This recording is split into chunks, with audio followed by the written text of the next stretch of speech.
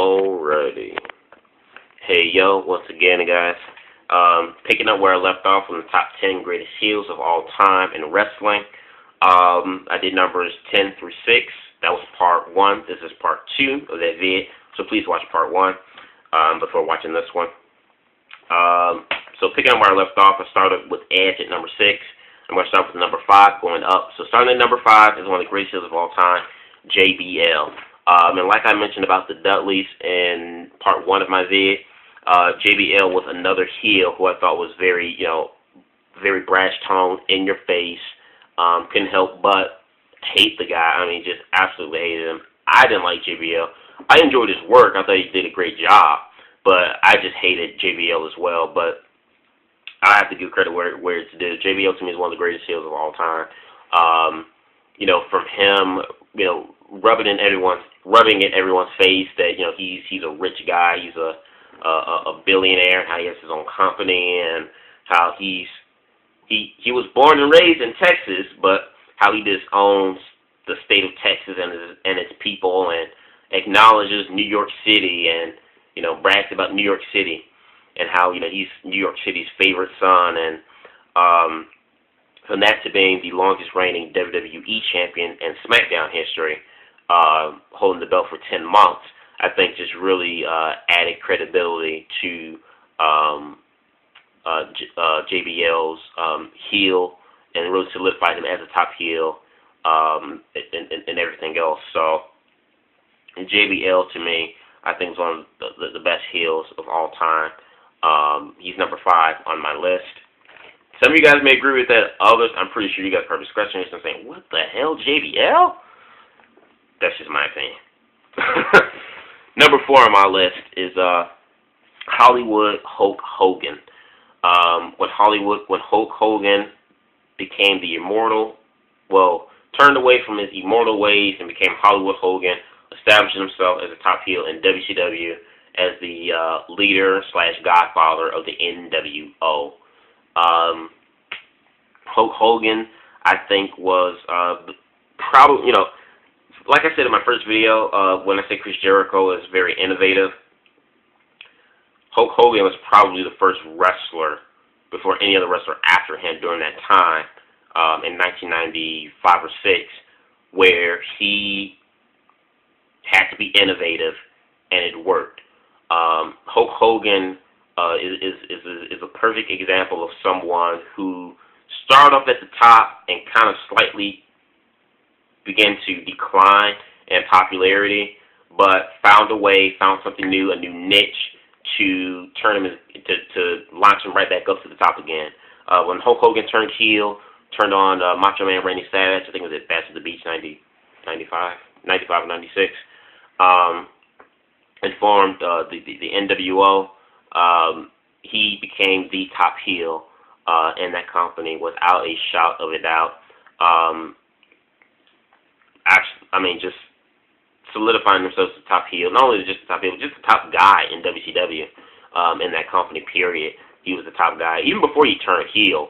But still, Hulk Hogan, or Hollywood Hulk Hogan, one of the greatest heels of all time. He used the NWO, his gang, to get what he wanted, winning multiple WCW championship matches and screwing people over, and, just being the top bad guy that he was, really completely doing the exact opposite. Everything he had done before during his decades in the 80s and early 90s, being the ultimate hero, the ultimate good guy, he ended up being the ultimate bad guy. So, Hollywood Hulk Hogan's number 4. Number 3 on my list is, the Nature Boy himself, Ric Flair. Before Hogan turned heel, before Chris Jericho, before Edge, Rock, the earliest memories of probably one of the greatest heels of all time is Ric Flair.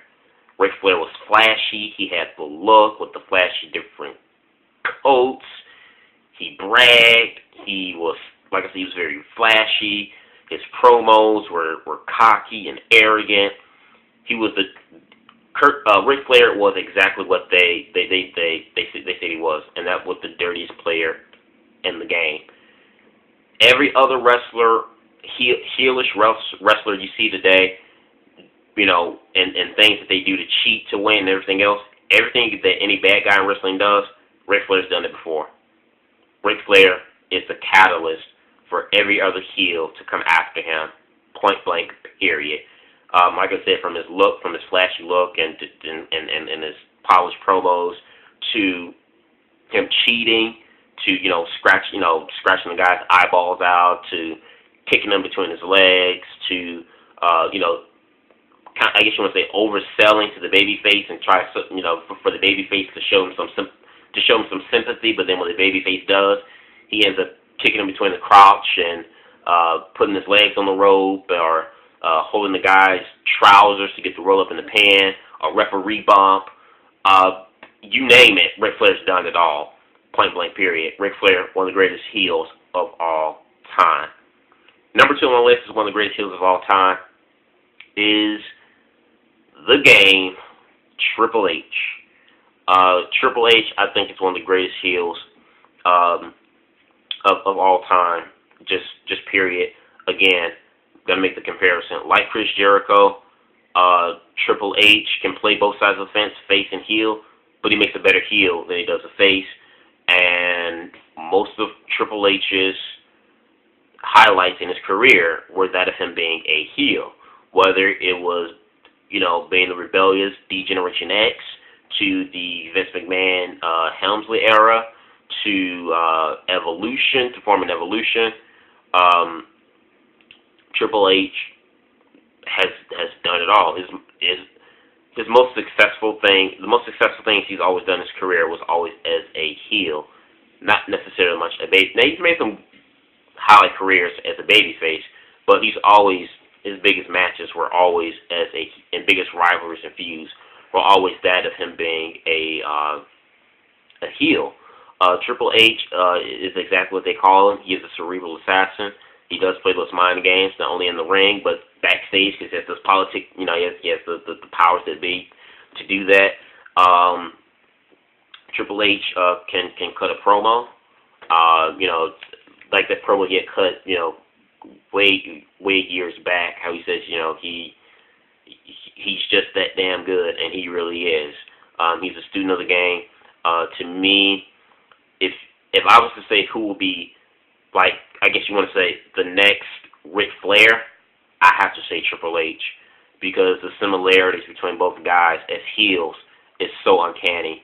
And even Triple H himself said that Ric Flair is his role model, and he took a lot of stuff from Ric Flair, along with some other wrestlers he's taken as well. He's taken learned certain crafts from, but Ric Flair mostly, in particular, stands out to him the most. He's a 13-time world champion, been in countless WrestleMania matches, most of them being title matches, whether it's for the WWF, World Heavyweight, or Intercontinental. Most matches he's been in WrestleMania have been title matches. Triple H is a good wrestler. He is a culmination of many old school wrestlers culminated into one. I consider Triple H one of the best heels in the last 10 years. That's just my opinion. I consider Triple H as the number 1 last greatest heel of all time in the last 10 years in WWE. So Triple H is number 2. Number 1 on my list is one of the greatest heels of all time. You guys may absolutely just totally not agree with this whatsoever. I say Vincent Kennedy McMahon, the man himself, the man who has the brass to fire Vince McMahon, the man himself who made the WWE what it was, what it is today. Vince McMahon, to me, is the ultimate heel. Every feud you can think of in WWE, Vince McMahon was pretty much in it. He's had some type of altercation, whether it was long or short. He's had some altercation or feud with just about every top wrestler you can think of, whether it was The Rock, Mick Foley, Kurt Angle, John Cena, Randy Orton. He had a short little kind of like spat/feud with CM Punk last year over the summer. There's some other guys like Hulk Hogan, Ric Flair. Triple H and Shawn Michaels as DX, and of course his most The Undertaker, and of course his most infamous rivalry of all time, his longest feud / rivalry of all time, was Stone Cold Steve Austin. Vince McMahon to me is the ultimate heel, especially in WWE, at least in my opinion. Yes, he's not a wrestler at all, but like I said, name me all those guys I've listed, whether they were short or long feuds. Vince McMahon has had some type of altercation with just about every top wrestler you can think of in the wrestling business. He's always been involved in pretty much everything. Bret Hart with the whole screw job. I mean, you name it, he's been there. And Vince McMahon, you know, is that cocky, mean son of a gun boss that you want to screw over and beat up. You know, he was Vince McMahon was the perfect analogy of, you know, like I said, that mean, evil, cruel boss that a lot of people want to beat up and just tell them off and tell them what you think and be able to get away with it. You know, and his feud with Austin, a lot of people related to, and that's what made not only just the Attitude Era and just Stone Cold Steve Austin and that entire feud just so hot, because a lot of people could relate to that, and part of that was due to Vince McMahon. Yes, the greatest rivalry of all time was Austin and Rock, but if you were to say what was Stone Cold Steve Austin's greatest heel, hands down, it was Vince McMahon.